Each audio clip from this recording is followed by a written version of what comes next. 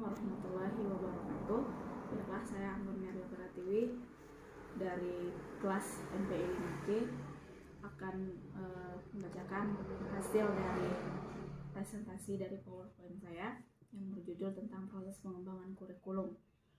Yang pertama yaitu tentang proses pengembangan kurikulum. Kurikulum merupakan salah satu komponen penting dalam pendidikan. Kurikulum diartikan sebagai suatu program yang disediakan untuk siswa sebagaimana dijelaskan oleh Umar Hamalik dalam buku Manajemen Pengembangan Kurikulum. Kurikulum merupakan suatu program kerja yang disediakan untuk siswa, program pendidikan dalam bentuk kegiatan belajar, tujuannya untuk meningkatkan perkembangan dan pertumbuhan siswa yang disesuaikan dengan tujuan pendidikan.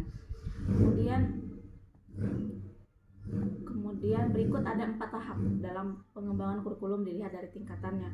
Pertama, pengembangan kurikulum pada tingkat nasional, yaitu yang terdiri dari pendidikan formal, informal, dan non-formal. Dari tingkatannya dapat dilihat secara vertikal dan horizontal. Kedua, pengembangan kurikulum pada tingkat institusi yang memiliki beberapa kegiatan yang harus dilaksanakan, antara lain merumuskan tujuan yang ingin dicapai sekolah, menyusun SKL (standar kompetensi lulusan), dan penetapan isi kurikulum secara keseluruhan. Ketiga, pengembangan kurikulum pada tingkat mata pelajaran, yaitu silabus merupakan bentuk pengembangan kurikulum pada tingkat mata pelajaran. Silabus yang terdiri dari kompetensi inti, kompetensi dasar, materi pokok, dan sebagainya. Kemudian yang terakhir ada pengembangan kurikulum pada tingkat pembelajaran di kelas, yaitu pengembangan kurikulum dilakukan dalam bentuk susunan RPP atau rencana pelaksanaan pendidikan yang dirancang oleh masing-masing guru. Ada tahap pengembangan kurikulum menurut ahli. Salah satunya model administratif adalah model tertua yang pernah digunakan. Pengembangan dengan model administratif dilakukan oleh administrator pendidikan yang membentuk suatu tim pengarahan pengembangan kurikulum.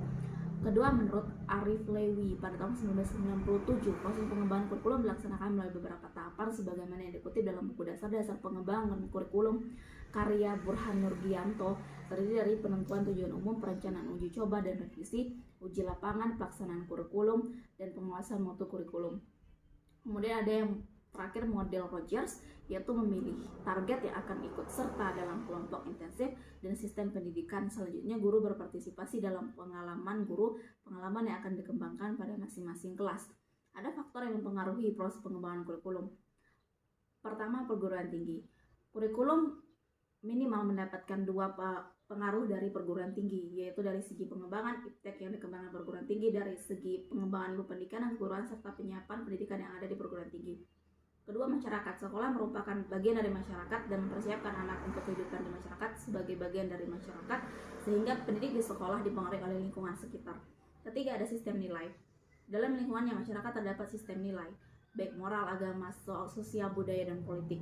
Seperti yang dijelaskan di atas, sekolah sebagai bagian dari masyarakat, di salah satu lembaga masyarakat, memiliki tanggung jawab untuk memelihara sistem nilai yang telah ada.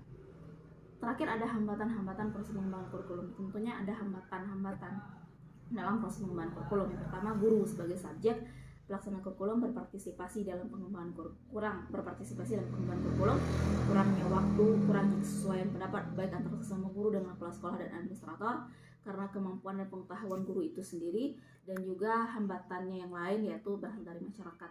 Mungkin itulah yang dapat saya sampaikan pada presentasi video PowerPoint pada materi kali ini yaitu tentang proses pengembangan kurikulum. Demikianlah yang dapat saya sampaikan. Wassalamualaikum warahmatullahi wabarakatuh.